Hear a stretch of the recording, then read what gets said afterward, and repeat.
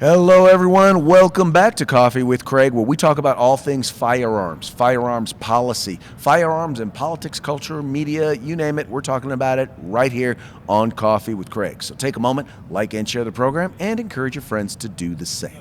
As you can see, we're still here. It's SHOT Show 2023. Once again, having a lot of really good conversations with some really good folks. And sitting next to me now, we have a young lady who is working to be, correct me, I'm not even going to do it. I'm going to let her explain it to you. This is Tay from Holster Up, LLC. Hi, how are y'all doing? So my name is Tay.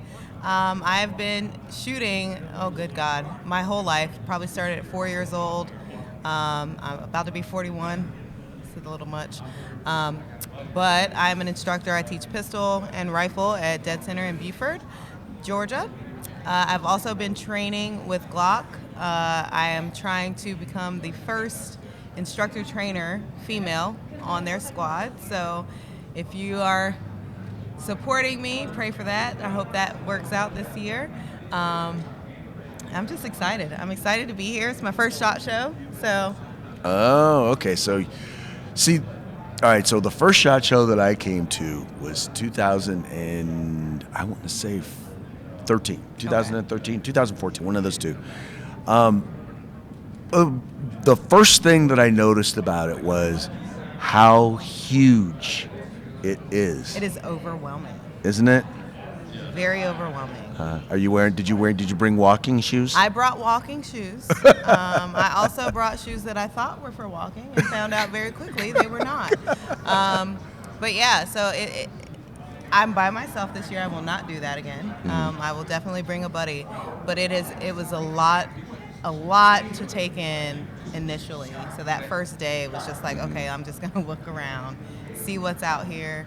And then, the rest of the week I've just been kind of mingling and meeting some great people, and including yourself. So this has been an awesome experience. Seeing a lot of my fellow colored Americans out here, whether they be brown, black, or whatever. I like to see it. It's not something that you normally see, and being in Georgia, and I shoot competition as well. So when I'm shooting in a competition, I'm typically the only woman, and definitely the only black woman. So it's to me, I don't care, but for most people it'd be very difficult to navigate that. So I'll tell you, it's the time that I've been coming, you've seen a change. It's become more diverse. It's become younger. For those of you who don't know, in order to come to SHOT, you actually have to be in the industry. So we're not just talking about, so there's already a world that is growing out there significantly of people who are interested in the gun rights or interested in firearms and are part of the firearms community, but that doesn't mean that they're part of the industry. And this past year, there have been a number of articles talking about really the small number of people of blacks who actually are involved in the industry. Exactly. So we have to support each other. We have to be here for each other. We have to push each other. And not only that, give somebody a leg up. If they're trying to get in here, man, everything I can do to help, I'm here to help. You just have to want it for yourself. I can only give you the game a little bit, Well, and that's what we do. That's what we do for one another. That's what the point of it. The point of it is. The point of this. I mean, we were talking about Circle Bar, and if you've never come to SHOT, you probably don't really have an appreciation as to what Circle Bar is. It's an awesome place. It is.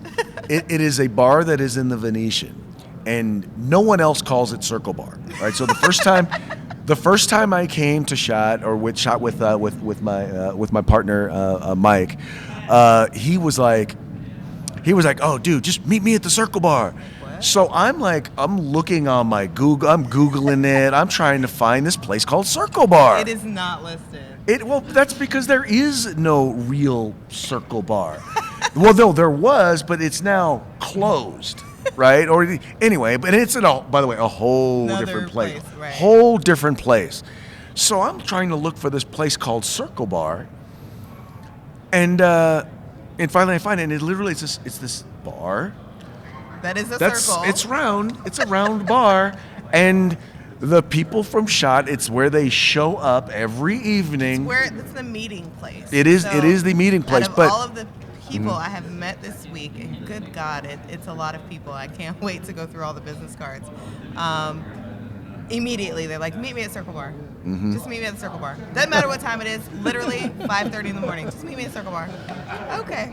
It's a great place. And the thing about it is that that's where a lot of the relationships are built. That's where a lot of the deals are done. Yep. It's one of those things where, quite frankly, and I know my wife always gives me a hard time because I come back and I'm like completely tired and worn out. I need a vacation from being out all day and then being at for lack of a better term, the bar all night. But I'm like, that's where the deals get done. And it's like water, you get a drink, you get a water, you get a drink. Right. It doesn't do you any good to just be there, to just be here at the show, if you're not going to be at the places where the relationships are. Exactly. Especially at times when it's like this, where it's a lot of people. And a lot of the folks, the exhibitors here, don't have the time to... They've got so many people they got to see. They don't have the time to really have those in-depth conversations. But you get a chance to have those conversations at 8. Huh? We met at Circle Bar. I'm guessing. Something tells me I've made a lot of best friends. There you go. So now, one of the things I wanted to talk about is, and once again, there's in particular in the last few years, there's been a lot of talk about guns, gun rights, the impact that violence involving firearm has on the black community, in particular young black males. But I do a lot of work in my other stuff with a lot of both national and state and even local black media, and everything I see says the Second Amendment doesn't apply to black people, right? It was actually, in fact, it was used to keep us in chains, and it's just another form of bondage, and they're using it to try and kill us. Now, having laid that out, first of all, what do you give me your perspective on the Second Amendment, and as well as the relationship that it plays to the violence in often I think they do not go hand in hand. A lot of the gun violence that we're seeing in the inner city, in these dominantly black populated areas, they are not legally gaining access to these firearms.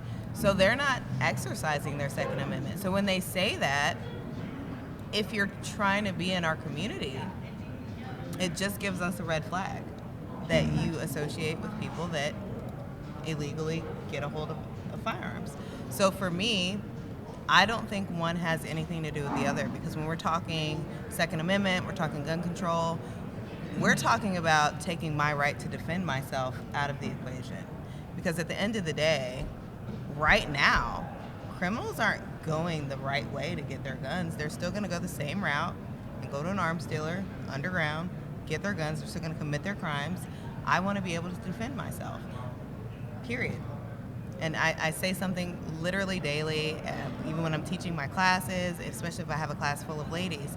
At the end of the day, if you take me and you put me in a van, you will put me back. I am not worth the trouble.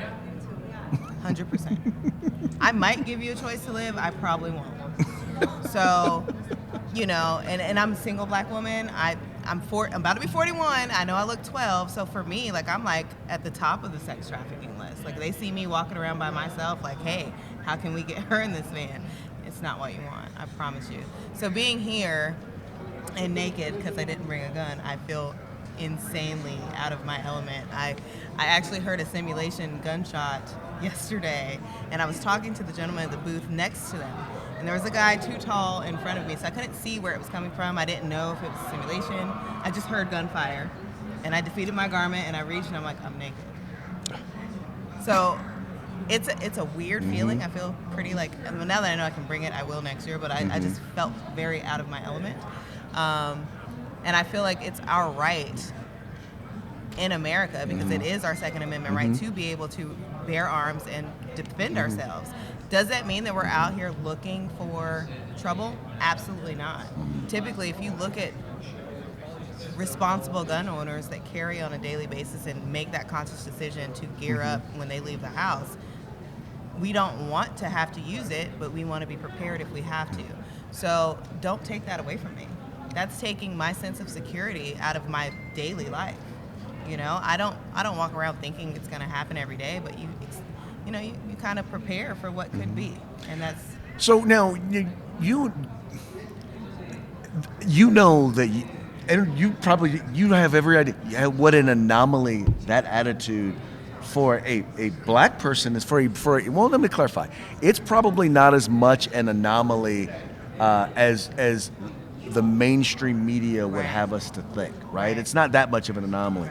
But there are many, many people in public policy, in academia, people who are making laws who believe you don't exist. You're a unicorn I'm in their actually here, right. guys. Yes, you're a unicorn in their eyes. And what do you say to somebody who literally they think that first of all, they think that anyone who wants to carry a gun is just looking for trouble? Not at all. We're looking to diffuse the trouble. We're looking to, okay, if I'm in Walmart, somebody draws their firearm and starts shooting, guess what? Whoever's around me, we're getting out. We're gonna make it to that exit. I got at least 17 to 21 rounds. We're getting out of here because I'm accurate. So at the end of the day, we're not looking for anything. We just want to go home safe. That's it. You know, I'm single and I don't have a family, but I have a dog that loves me and I want to get home to her. You know, and it's the same with if you have a family. Like at the end of the day, you can go to Target. You want to make sure that when you're finished shopping, you make it home to your kids and your husband and your wife. So it's an important thing, I think, to me. And for most people, like if you're going to learn to shoot, even if you say, I just want to learn how to use it just in case. Most just in cases happen when you're out and about. Yeah. It's not saying that, you know, home invasions are not real, because they are. And yes, have something in your home for home protection. There are several in mine. But when we're out in the world and we're doing this, and I don't know if you can see me, but like this is how everybody is. Like they're just walking. You don't have any situational awareness. I purposely put my phone in my bag when I'm out and about. I don't care how many times it dings. Nothing's more important than me seeing that kidnapping van over there, or me seeing this guy, he's kind of sketchy, he's probably trying to put some fentanyl on some money and give it to me, you know? And it's not me being overly cautious. I'm not a conspiracy theorist. Do I believe in conspiracies? Some, because we all should, because it's just what it is, right? But I'm more of I'd rather stay ready to keep from getting ready. Mm-hmm. You know, if you catch me slipping, it won't happen often. And good luck with that. What I liked about and what shootings, you... yeah, the shootings happen everywhere. It's not just in the black community. Mm-hmm. Think about it. Like, a lot of our mass shootings are not at black schools. You know, it's literally little Johnny's dad has a gun safe that he never locks. Yeah. Little Johnny's been going through mental things with people picking on him for who knows how long. Your parents work hard. They don't realize that you're mentally going through something, and now you're triggered.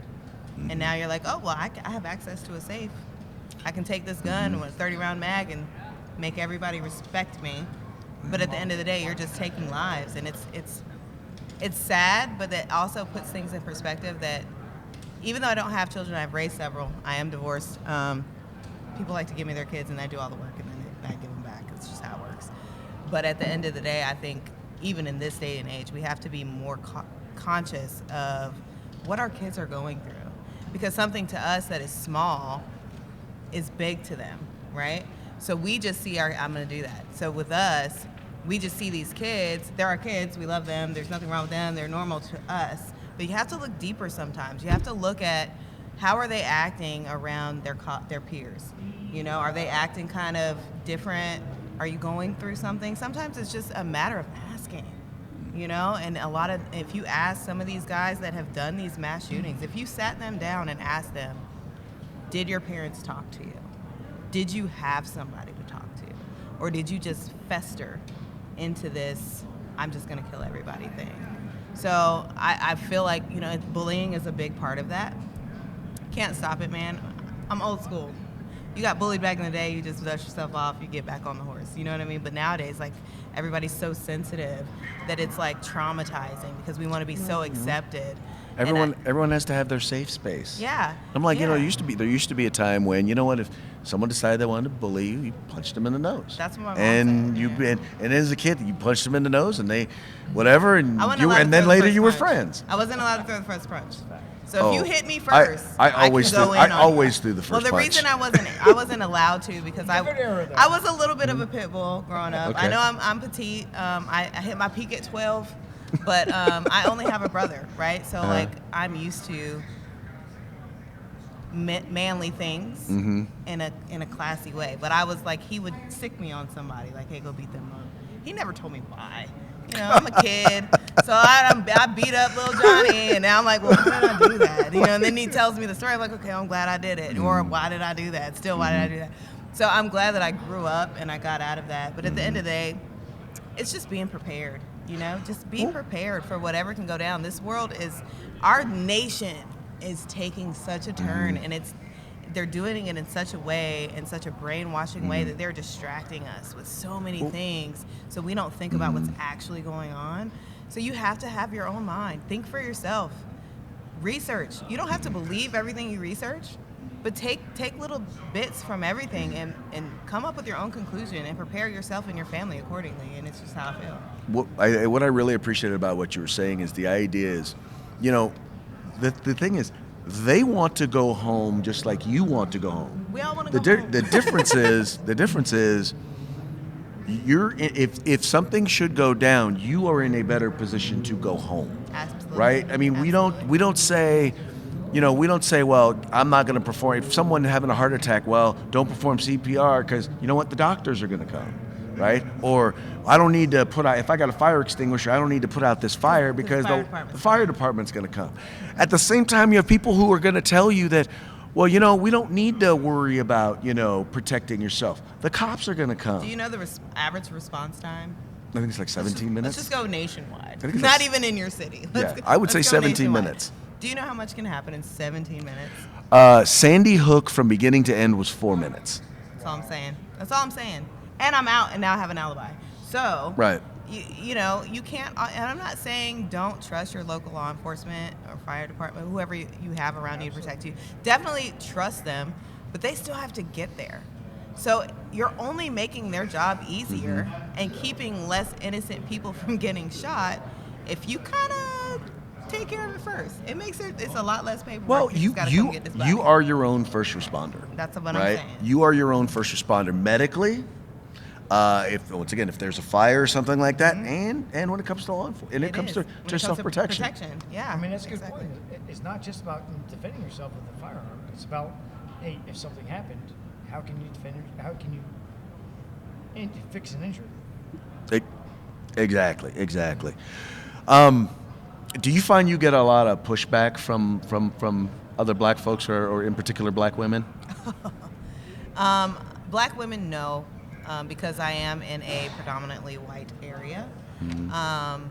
But I get a lot of Atlanta clientele that'll come from the city because they've heard, that I try to make my classes not only fun, but very informative. So I want you to leave feeling empowered. Like if you couldn't rack a slide before you came, I can hand you any gun when you leave and you can rack it, I want whatever your weakness is, I want to kind of cater to that. So I take very small classes for that reason.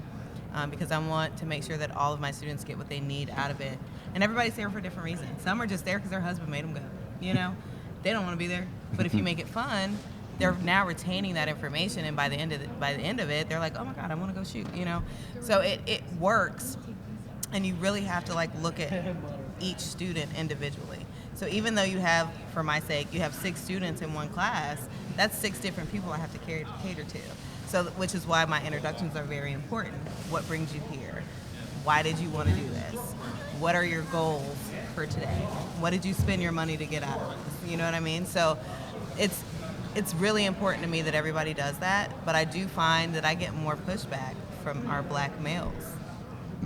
Because again, I do work at a gun store. So I'm an instructor however many days throughout the week. But when I'm not, I'm RSO, and so I'm a range safety officer. I also help with gun sales. So it's always, and I say always because it's my experience, but it's always a young black male that comes in and he wants a beam for his blicky. I try not to make a face, but it's hard because at the end of the day, like I don't want to discourage you from joining us, but I also don't want you to look ignorant, you know? So I try to correct in kind of a passive aggressive way that's kind of like jokingly, but no, I'm real serious, you know? I get in trouble for that all the time. But I get a lot more pushback from them than because a lot of my black women are very receptive to what I'm telling them. And a lot of the scenarios I give them, they've never thought about, you know? Even down to I'm walking in the mall looking at responding to my texts. You know, I give them a lot of different scenarios that have happened close to our area that a lot of people don't know about because they don't put it on the news. They don't want us to go panic and be scared. I had a student probably 6 months ago. Her and her daughters were in there together, and they were telling me they were at the Mall of Georgia. I don't know anybody who knows where that is. Very close to my range, and they had a friend with them. They went to the food court to eat. The friend said, I have to go to the bathroom.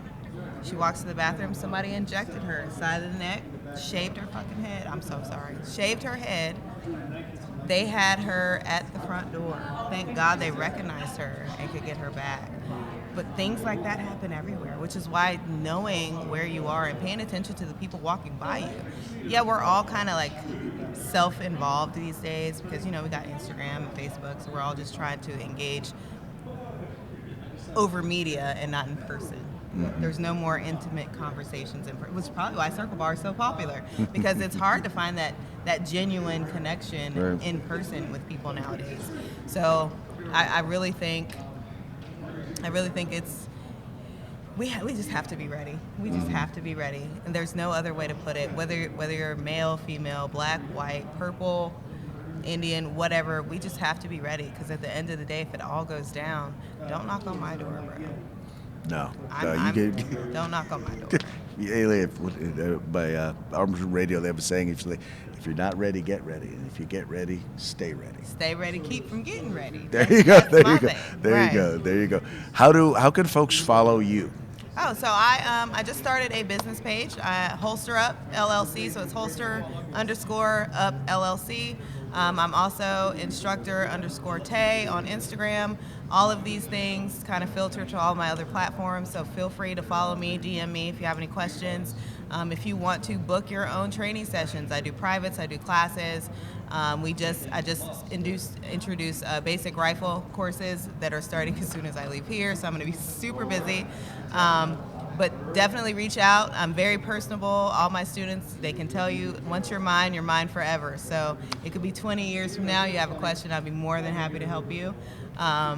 And yeah, definitely, this is a great experience. I thank Craig very, very much for even considering me for this, and hopefully it went as well as you anticipated.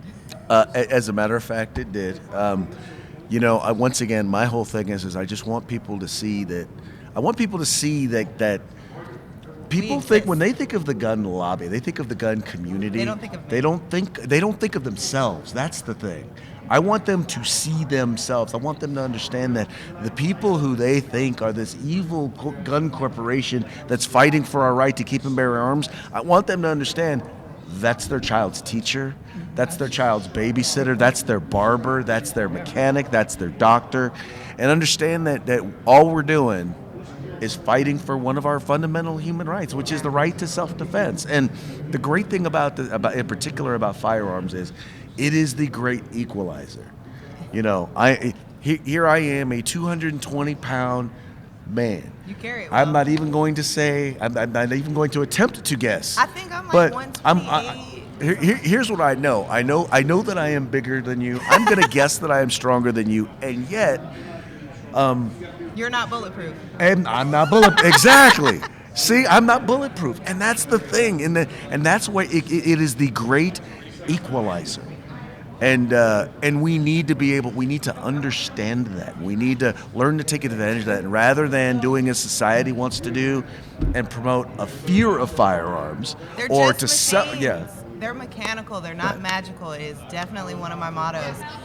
A gun does not have a heartbeat. It doesn't have a soul. It doesn't have a mind. It only operates when you tell it what to do. Right. So don't be afraid of it. Right. Because are you afraid of yourself? Probably not. And I also, just one little tidbit I want to get in there.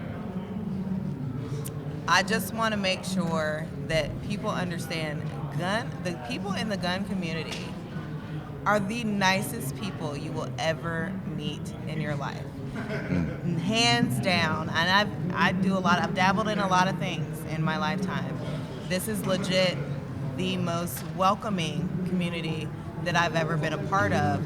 And no matter what they look like, they may look like somebody that you're like, oh, they don't rock with us, but they do. I promise you. It's just like if you're in a range, if you see somebody shooting something cool, man, ask them about it. They're going to let you shoot a couple shots off to see if you like it. Oh, yeah. It is what it is. We're great people. And always be prepared. Just be ready.